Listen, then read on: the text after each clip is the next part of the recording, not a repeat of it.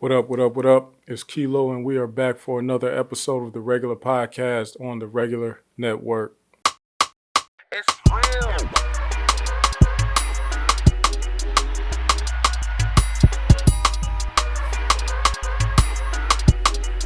All right, y'all, welcome back. We are back for this episode, and we will not take too much time from your schedule. I just need you to hear what I got to say today. Hopefully, it's quick. You know, I've been saying it's going to be quick the last couple episodes, but it's been going a little bit longer than I expected.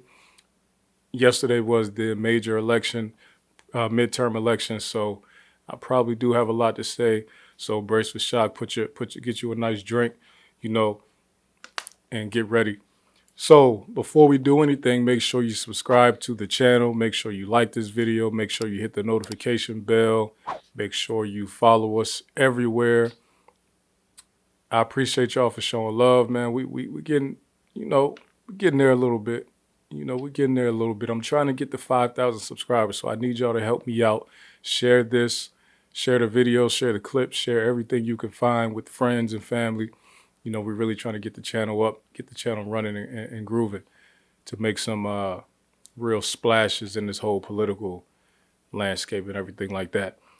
Before we get into the major election, which is the governor election in Georgia, I did want to talk to y'all about the Senate race in Georgia. You had Raphael Warnock versus Herschel Walker, right? And we don't have to spend a lot of time on this because, first of all, we'll be coming back, in and out of the topic. Secondly, the race is actually going into a runoff because in Georgia, a candidate is required to get over 50%. So majority or winning the popular vote is not enough because, you have the major party candidates, then you have independents or write-in candidates as well, right? And so sometimes you have a situation where one candidate will have, 49% of the vote, the other one might have 48% of the vote, and then some write-ins or independent might have 3%. So in a case like that, the election has to happen again. You have to do a runoff in about a month from now until one of the candidates gets over 50% of the vote. Now, in a runoff election, there's no write-in option. There's no independent option. It's only the top two candidates from the general election that will be in the runoff, and that will be Warnock versus Herschel Walker. Raphael Warnock versus Herschel Walker, right? Let me show you some numbers on them, on their election. Again, I didn't need to take too much time on that one. So, of course, you see here, and this is coming from NBCNews.com, and they have some good information, so I trust their word on it. So, as you can see, it's updated, up to the second, pretty much. 99% reported votes in, and you have Raphael Warnock, who would have won the popular vote, but he didn't go over 50%. He got 1,944,919 votes. Herschel Walker got 1,927,419 votes, and then this Chase fella got 2%. Chase Oliver got 81,000 votes, which is, that's not bad, right? So Herschel Walker ended up finishing with 48.7%. Raphael Warnock finished with 49.2%. And that is not enough to win the seat. So, so they'll have to run again against each other in a month, sometime in December, I think. Right? I don't have the exact date. And this here is a map of, with the voting numbers and percentages of every county. And in a little bit, I'll show you the difference between Warnock and Stacey Abrams as far as the county breakdowns go. They won most of the same counties, but there's a few different differences here. Okay. So the Georgia Senate exit polls, right? So 44% of men in Georgia, the men in Georgia who voted for these guys voted for Warnock. 54% went for Walker. Female, Warnock got 53%. Walker got 45%. Race, you had 29% white went with Warnock, and 70% white went with Walker. You got 90% black went with Warnock. Just 8% went with Walker. You can see the Latino vote here.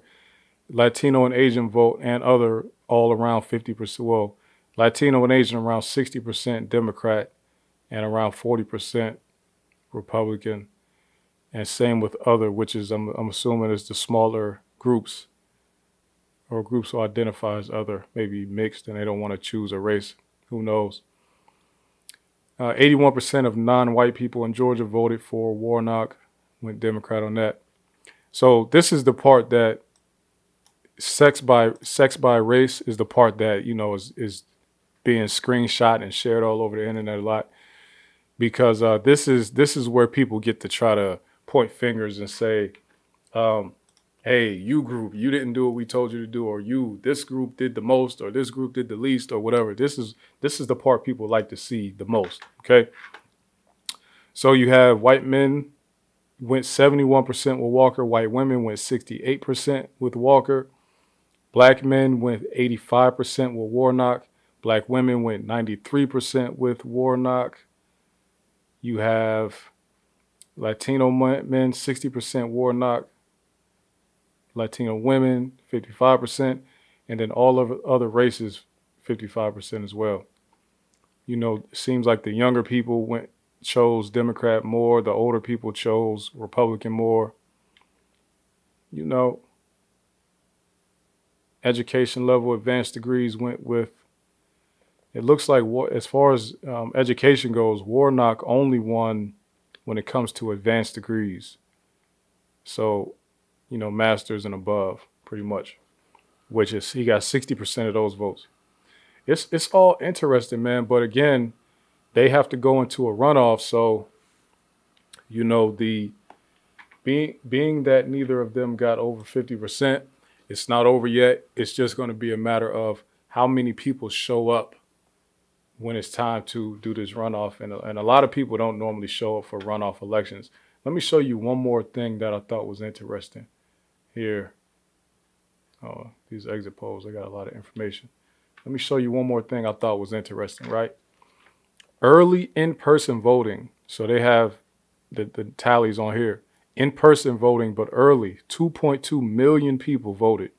2.259 million people voted early in Georgia in this election here. And Raphael Warnock, he was the top candidate against Walker, right? But on the election day, 1.346 million people showed up, but Walker actually won on election day. So that's why it was so close. And mail-in, 304,000. Warnock actually got more of those mail-in votes. So they show you here, 57% of votes were cast early for this Senate race. 34% were actually on election day, and 8% were by mail.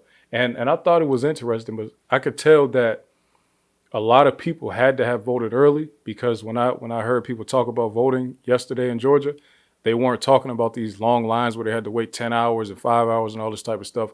Whereas when Biden versus Trump happened, people were waiting in line all day. It took forever to vote for a lot of people. I voted early, so I wouldn't have had to stand in line anyway. But there weren't really any long lines. So I knew there had to be a shift in how people were voting in Georgia. And I was right, almost 58% of people voted early. So, or not 58. What is this? 57 plus 8. So that's what? 65% of people in Georgia who voted early. That's a lot of people. That's a big chunk. So now let's move on to the big dog race, the one that had people all over the country arguing, the one that had people all over the country pointing fingers before the election even happened, just the pure foolishness that's been happening. I discussed this race on this show multiple times in the last few months because things kept happening. It kept on being, and plus I live in Georgia, so of course I need to be talking about politics. That's the lane I care most about when it comes to what's going on right now, right? Brian Kemp, the incumbent, versus Stacey Abrams for the governor of Georgia, right? You had, this outcome was fairly predictable. You know, some people were able to predict it in 2018. You know, 2018 I was more hopeful, and she was a lot closer in 2018. Right? Let's look at the total numbers here. Brian Kemp got 2.1 million votes. Stacey Abrams got 1.8 million votes. Brian Kemp was able to win the election. He had 53.4% to Stacey Abrams' 45.8% of the vote. Now, if you guys remember, in 2018, Stacey Abrams only lost the election by 50,000 points. It was 50,000 votes, right? It was very close. It was like the final count was somewhere around, 1,900,000, 980,000 for Kemp to like 1,930,000 for Stacey Abrams. It was a very close race.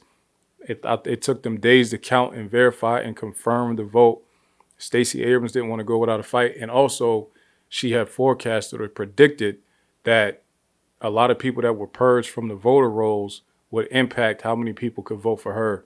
And the number of people who were purged from the voter registration rolls is pretty much damn near the exact number that she lost by. So she was right on. For whatever reason, this time around, she decided to change her strategy and make it. First of all, she was, for the last pretty much a year, she was campaigning about immigration and women's rights, right? Which is fine. You have to campaign and do whatever you need to do, right? So she was campaigning about immigration and women's rights in Georgia. Georgia is a state that's pretty much, 60% white, 30% black, and maybe 10% other stuff. So it's the vast majority white people, white Americans and black Americans, vast majority, right? So making immigration one of your top things that you've been pushing for, that's on you, buddy. But that's what she chose to do. And then for whatever reason, some weird shift happened starting in maybe like August or September, where she decided to start to call black men out, as if black men had done anything wrong to her other than support her at 85+%. Or it was 88% last time. And it was damn near 100% in the primaries this year. We had done nothing but support Stacey Abrams, right? In supporting her, we said, hey, we voted for you, so we want to ask you for the things we want. That's all black men in Georgia were doing. We were coming to the person that we were trying to elect and telling them what we wanted. People online, on the internet, mostly people who don't even live in Georgia, people online took us asking for things that we want. They took that as misogyny. They took that as anti-Stacey Abrams. They took that as us trying to derail her platform and derail her campaign, which is very odd because as a group who votes, the only thing you should be doing is asking the person you vote for to do things for you. I mean, that's literally the only thing you should be doing. I don't know why this year, with black men getting so vocally active, are people telling us essentially shut up and vote. Just shut up and vote. Don't ask for anything. It's like you go into the store, don't touch nothing, don't breathe on nothing, don't look at nothing. You can't have nothing. But do what I say, though. Just vote for it. And so Stacey Abrams decided that it was time to start she started to plant her seeds about black men early, like a couple months ago, right? That backfired immediately. I did a video. I told you I got some calls about it. Other people did videos about what she said about black men. And it's not that she said anything crazy. She didn't say anything belligerent. She didn't cuss us out or anything like that. But when you insinuate that black men are or will be the reason you lose by saying, if black men vote for me, you'll win, I'll win, that's going to ruffle a lot of feathers, and it did.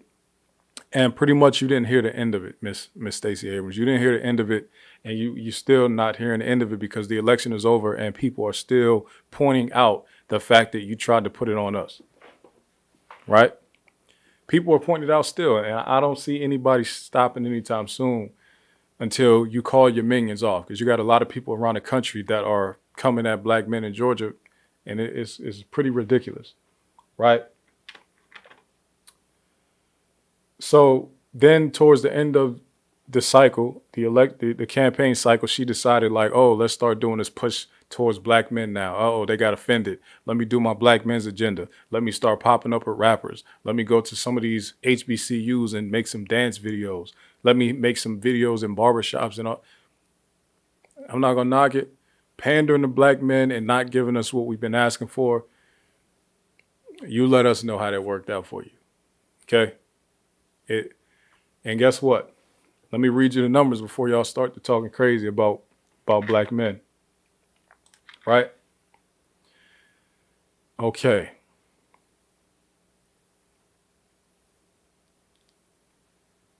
Stacey Abrams got 40% of the male vote and 51% of the female vote. Right? So she actually won with women in Georgia. Now, this is one of those times where you can say black women gave her the edge on the female side, because look how 51%, you'll see what I mean in a minute. White people only voted with Stacey Abrams at 25%. Black people, once again, above 90% support for Stacey Abrams, above 80%. Nobody even comes within 30% of the black support for Stacey Abrams. No, not one group even comes within 30%. Okay? Let's see here. Sex and race. Sex by race. Okay, so this is where people like to do a lot of the finger pointing at, right? So I seen there was a chaplain up at Howard University that just did a speech, I think last week or earlier this week, talking about how black men in Georgia were voting for Raphael Warnock, but we wouldn't vote for Stacey Abrams, as if we were okay with voting for a black man, but we wasn't okay voting for a black woman. And I feel like things like that are why black men feel offended and are fighting back verbally against some of the stuff that's being said about us, because what are y'all talking? Where are y'all getting this information from? Right? Let's go back to the numbers here. I just told y'all for Raphael Warnock, black men voted for Warnock 85% and black women 93%. Okay. Yes, there's a 1% difference in support. Like it's virtually that's the same thing. 84 and 85% is virtually the same number. Okay. When you're talking about elections and we talking about hundreds of thousands of votes, 84% and 85%, come on, man. Black women, 93%, very consistent, good job. Once again, when you look at the numbers, black women are the only group that supports Democrat more than black men. We support Democrat more than every other group by far. Again, black women at 93%, but with black men at 84%, still the next closest group is 30% away from us in our support, right?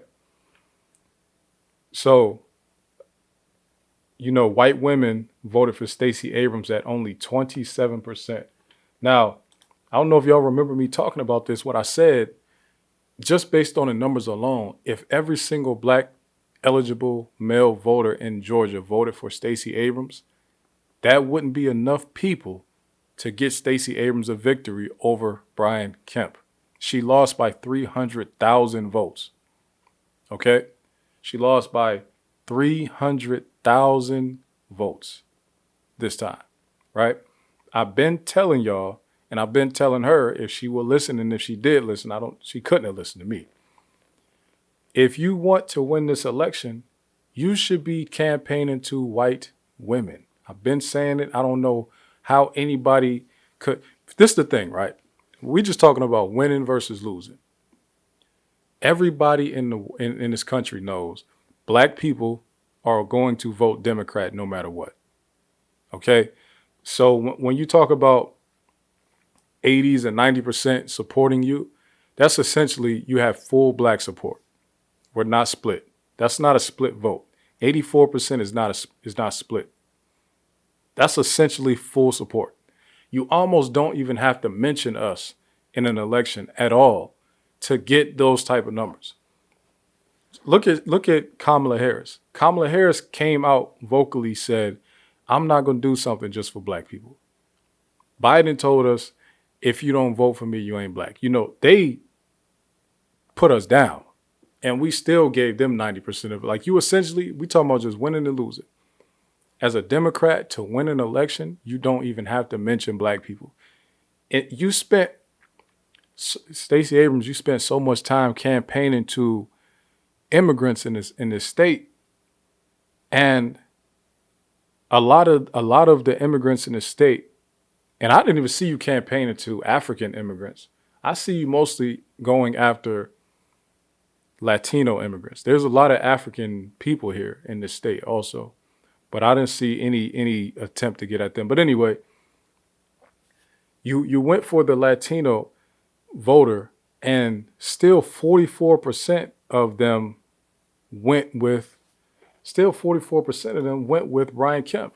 Brian Kemp has a commercial with a shotgun in a pickup truck saying that he will go round up illegal aliens himself and arrest them. And he still got 44% of the Latino vote with messaging like that. Right? Yet you spent half the campaign talking about how you wanted to give free education to immigrants and their children. You wanted to give free health care to them. You wanted to give free everything to them. You spent half the campaign doing that, yet that only got you 55% of their vote. Yet you want to tell everybody, if black men vote for you, you'll win, when you have 84% of our vote. I don't remember the statements about Latino men. I don't remember the statements about Asian or Latino women or white women at all. And then you only got 23% of the white male vote. It's almost as if the campaign was set up from the beginning just to blame black people again, like Democrats like to do. Because you've been campaigning and haven't mentioned Latino people yet.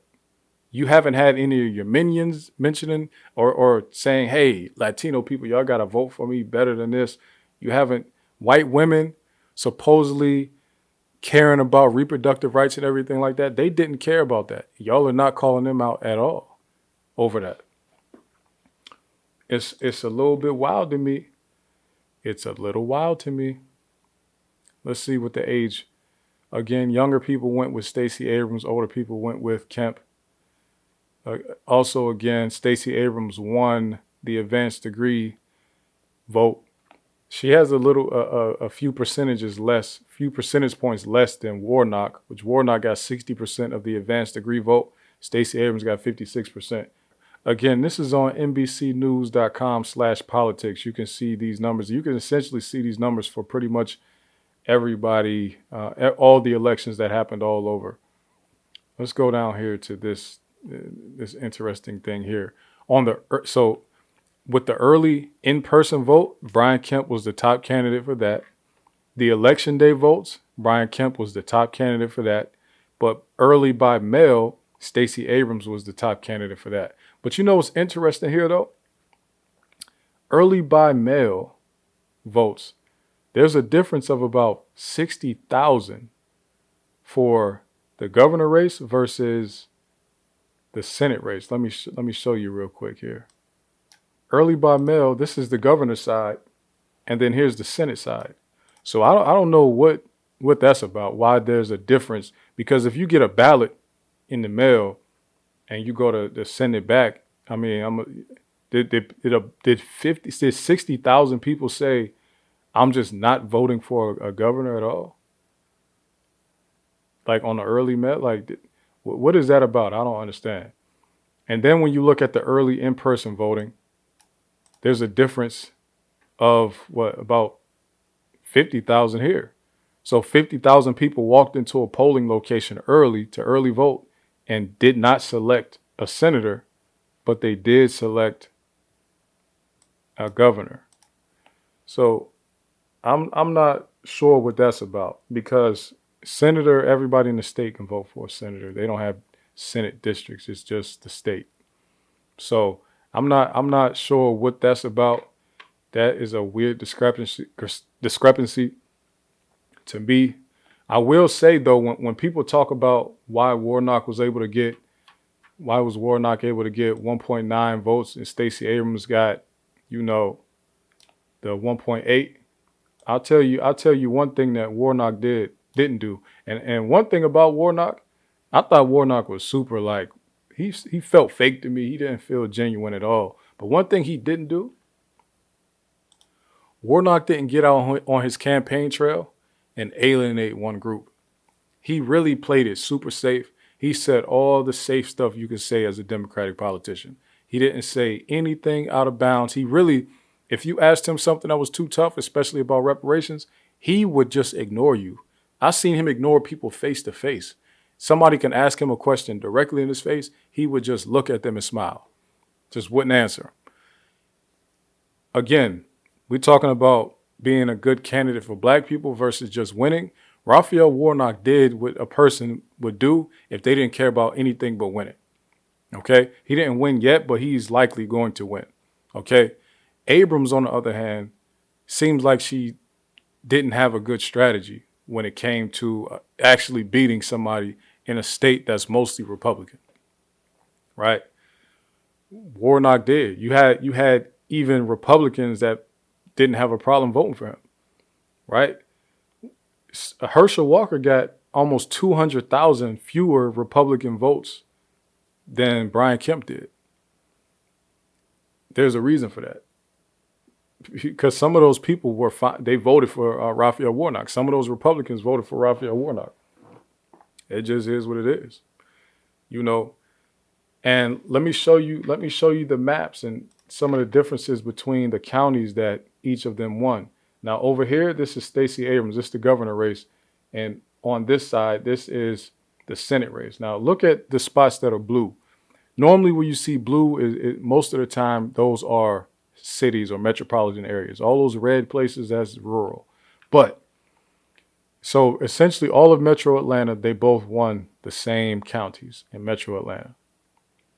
When you travel a little bit east in these counties here, they all three won. They both won, right? But this county here, Jefferson County, Stacey Abrams lost that county only by 1%, but Warnock actually won that county by 2%, right? That's just something to note, right? Another difference in the counties that they won, you have this county down here in the southwest corner, Clay County. Again, this is a small county, of course. Brian Kemp won by 1% in Clay County, but then Raphael Warnock won by 4%. Again, this is a tiny county, but I'm only pointing out the differences in these rural places. And you know what's funny? Part of Stacey Abrams' campaign was to attack rural Georgia. She was campaigning all over the rural places in the state, thinking or hoping that she could flip some of those counties blue. And it's like she did the opposite. Warnock didn't campaign to them much at all. Like, only thing he did was run around with his reverend message and talk slow and try to seem relatable and try to seem like a compassionate politician or compassionate reverend turned politician. And it seems like people went for it, right? Stacey Abrams campaigning in these rural areas, it didn't seem to have the impact that Warnock's campaign had. There's one more county that Abrams lost that Warnock won, and it's this one here, Sumter County. It's a small county, but that 5,000 votes matters. Brian Kemp won that county by 3%, but Warnock won that county by 3% against Herschel Walker. So, it's all very interesting. It's all very interesting, man. I would say, Miss Abrams, if you are going to run again,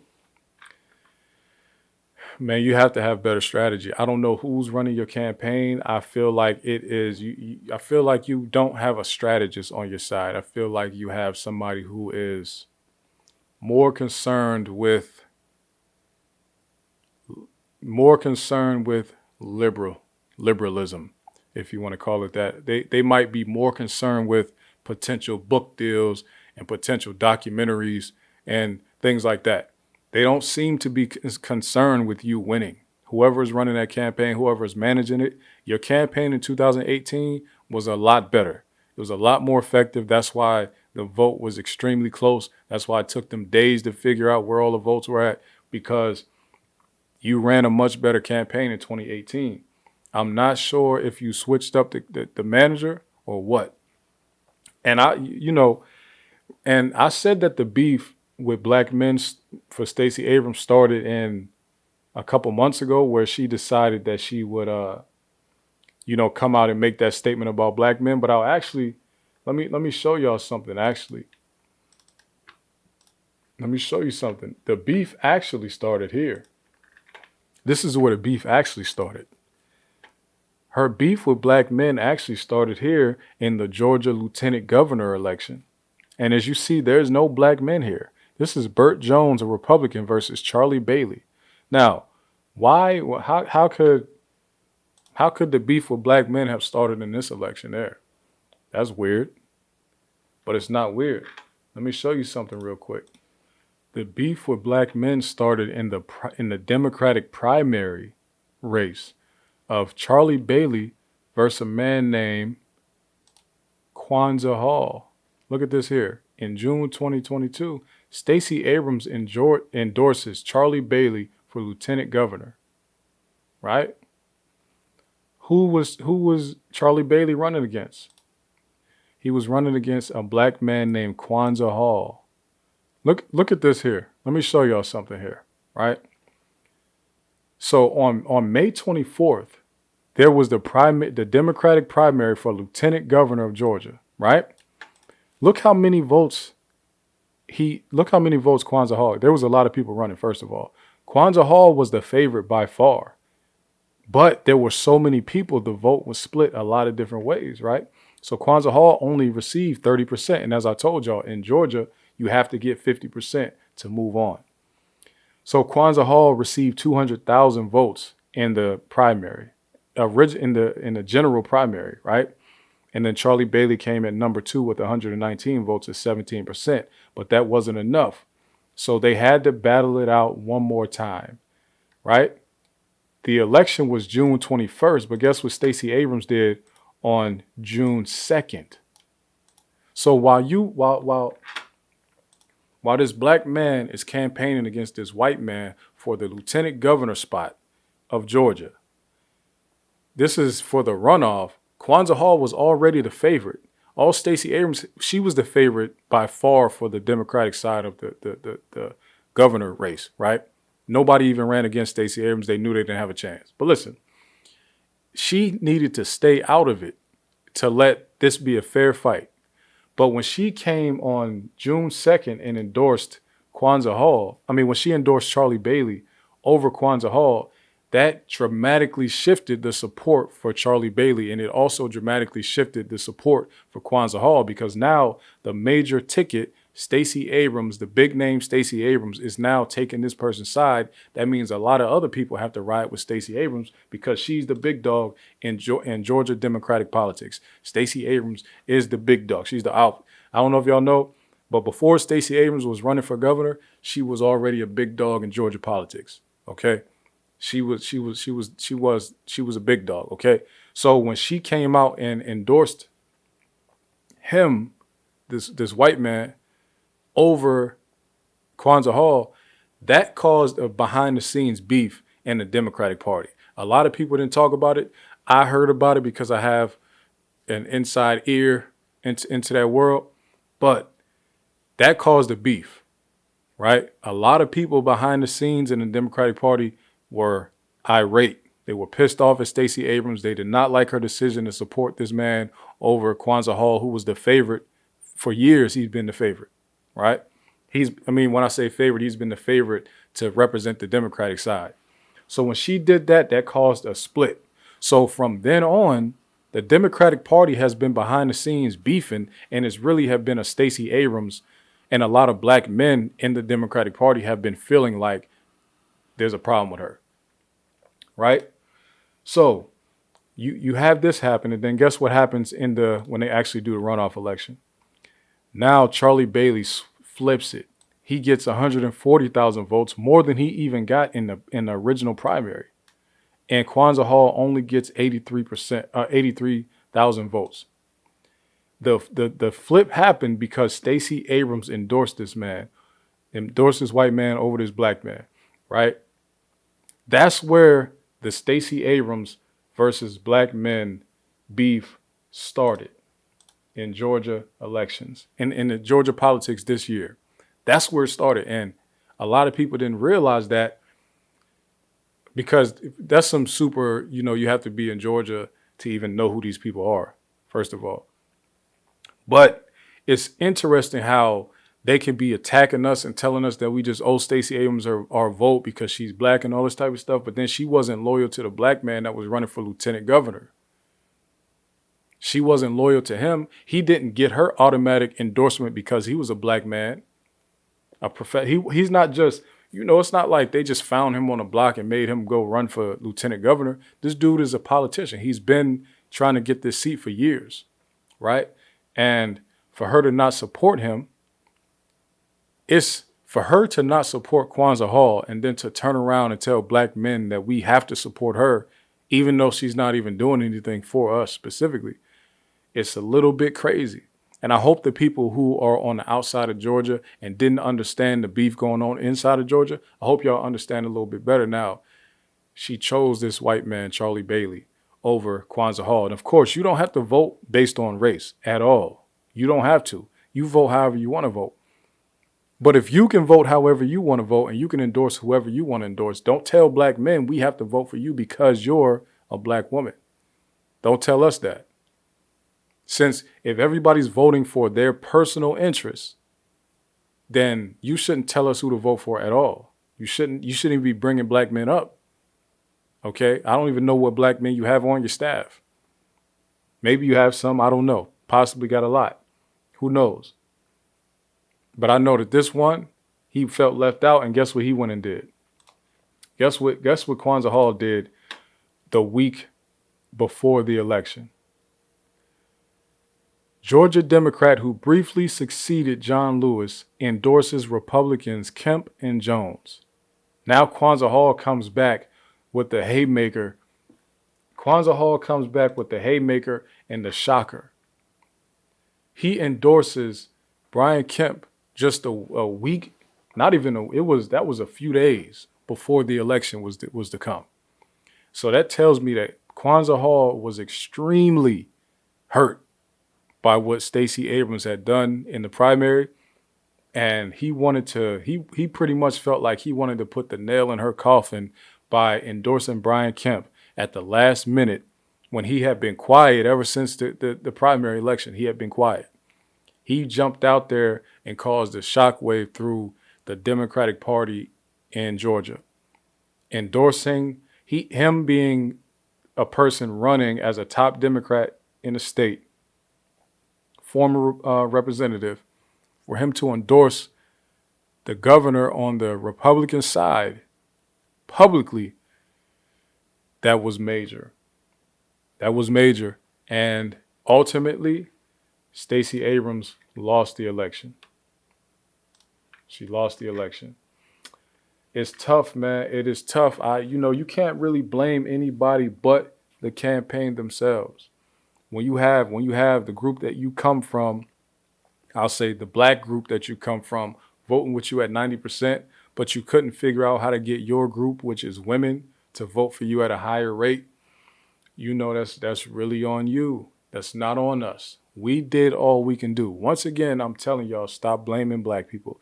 Everywhere in Georgia that has high black populations, Stacey Abrams won. many times by landslides. Okay. Any of the metropolitan areas in Georgia, she won them because that's where we live at. We did what we could. I have just one more thing to talk about, and it won't take long at all. Okay. Another bombshell in the business world happened today, this morning. Today is Wednesday, November 9th. Sorry. Meta laying off more than 11,000 employees. Read Zuckerberg's letter announcing the cuts. Listen, Meta is Facebook. Facebook Inc., they changed their name to Meta. They laid off 11,000 employees today. Just today. They just did it, sent out an email, boom, those people cut.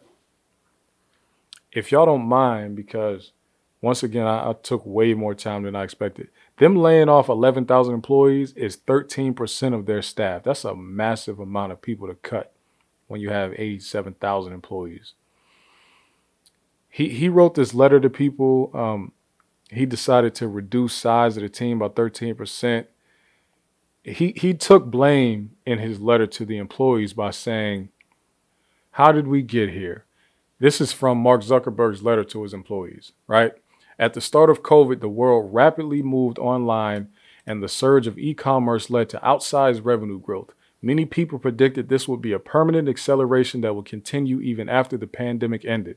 I did too, so I made the decision to significantly increase our investments. Unfortunately, this did not play out the way I expected. Not only has online commerce returned to prior trends, but the macroeconomic downturn, increased competition, and ad signal loss have caused our revenue to be much lower than I'd expected. I got this wrong, and I take responsibility for that.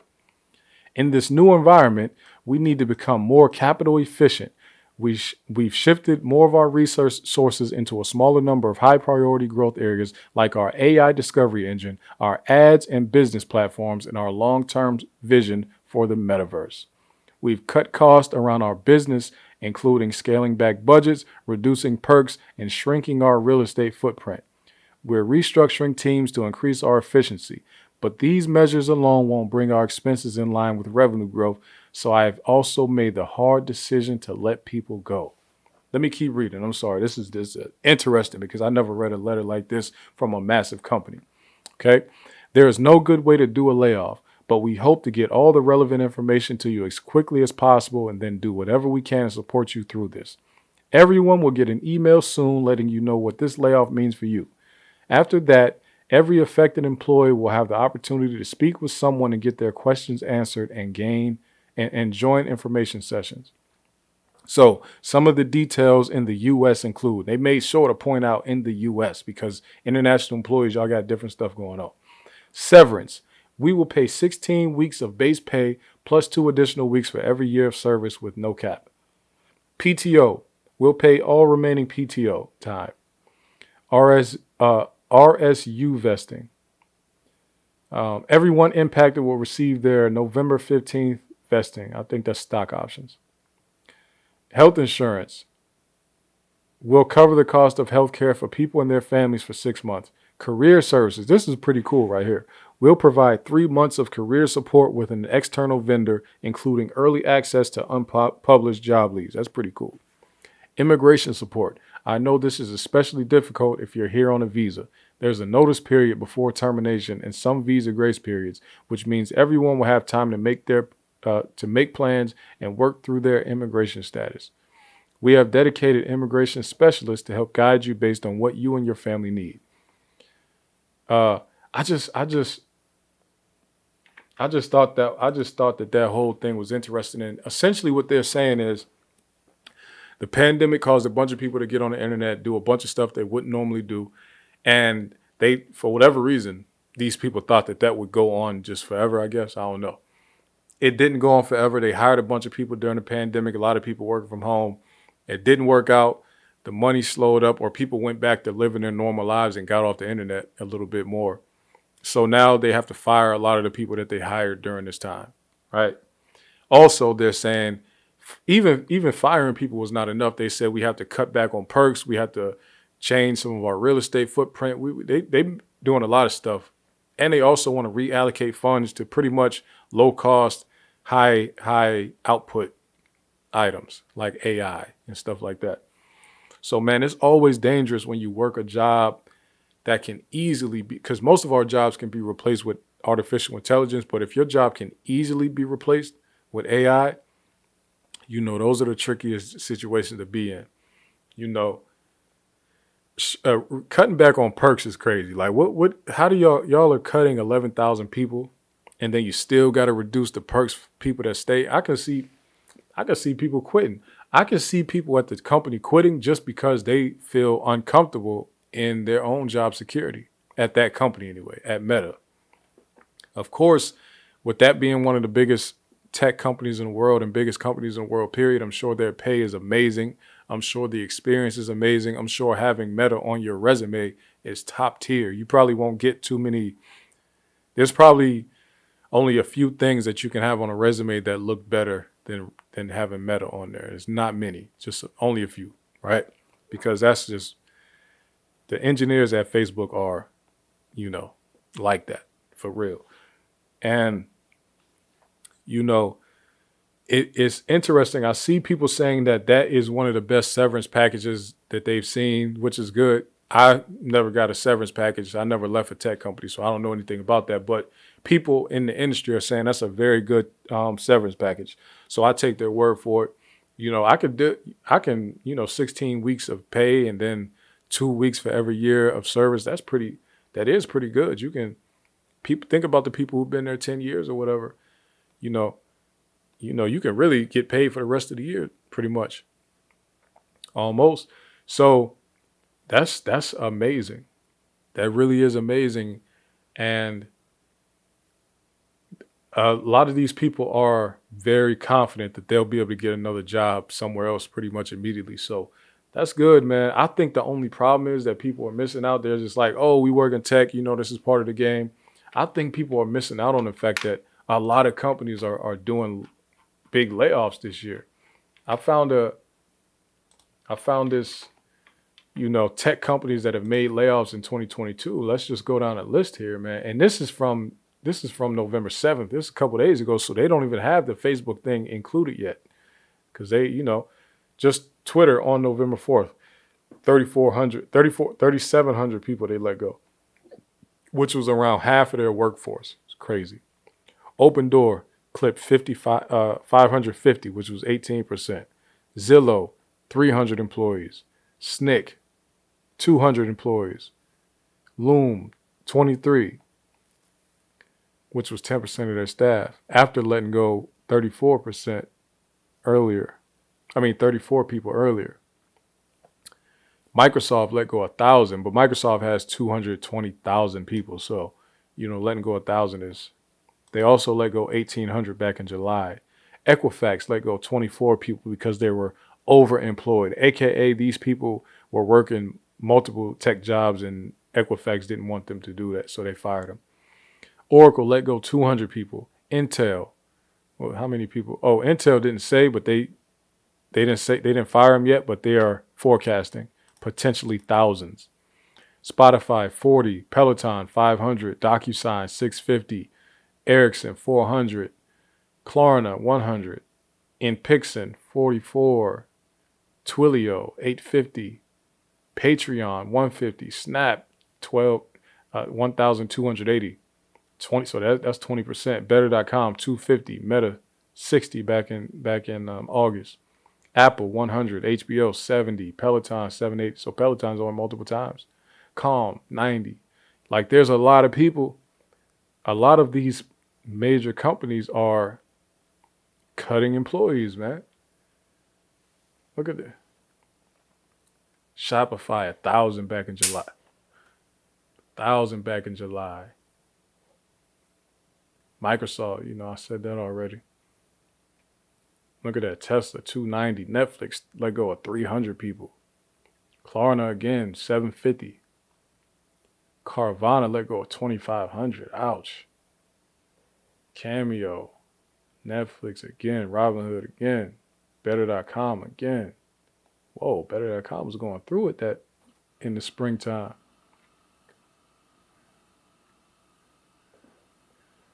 Man, it's just It's crazy out here, man. And if y'all remember, I did a podcast a couple months ago and I said layoffs are coming. The economy is being held up by straws right now. These people are lying, making it seem like everything is strong. It is not strong right now. It is weak and fragile. Companies are laying people off and they've been having hiring freezes for 2 years and they haven't been telling people. Well, they've been posting job ads knowing that they're not hiring anybody. It's a little bit crazy what's going on in the market right now. I don't know if the government is giving these companies word like, hey, we need you to keep on posting jobs. We need y'all to keep these employees as long as possible. I don't know if they're getting benefits, some type of government benefits for posting up jobs that are not about to hire anybody. I don't know what, it's something that's going on that we don't know about, but we can kind of see the rumblings of it. It's spooky out here, man. So like I told y'all before, brace for shock, save up some money, just in case anything gets shaky. You want to make sure that you can afford whatever is coming. These amount of if you have all of these tech companies laying people off, then us people that work in tech shouldn't just be so cocky and confident that we can just up and run and just go find another tech job immediately. Other tech companies are having a hiring freeze, right? I'm from a steel mill city. It's just like in Youngstown back in the day, a long time ago, decades ago, they would say like they would quit jobs all the time. They would just quit their job at a steel mill because they knew they could just go down the street to another steel mill and get another job the same day. They could walk out of one and be hired at another one the same within minutes. And then one day in the 70s, steel mills just left or they started closing. And all these people who had been doing this, so used to this cycle, they were kind of stuck. And that's really the beginning of when the streets started to get a little bit out of hand in Youngstown. But it's like that in tech. Don't think that some of this stuff will last forever. Yes, everything is moving towards tech. So yes, employment will be secure, but secure employment will be secure. Some of these companies are growing to $1 billion companies in 2 years. Like, that's not a secure company. Even though they on paper have the money, those are the companies that cut jobs the most, cut jobs the fastest. When they grow that fast, they've been taking a lot of loans on, taking a lot of investors on, giving up all their equity and using all of that money that they've been getting from investors to hire a bunch of people so that they can scale. Next thing you know, they hit a road bump and now investors are asking a lot of questions about profit and everything. And now they got to cut 1,000 workers that only been there 6 months, right? So listen, y'all, do whatever makes you comfortable. I'm just telling you, things are not what they seem. Okay, I know people hit you up on LinkedIn all the time talking about these jobs, man. Listen, if I were you, I would stay put. That's just me. All right. I appreciate y'all. Make sure you subscribe to the channel. Make sure you hit me on Instagram at The Regular Network. Hit the website, theregularnetwork.com, man. Peace out.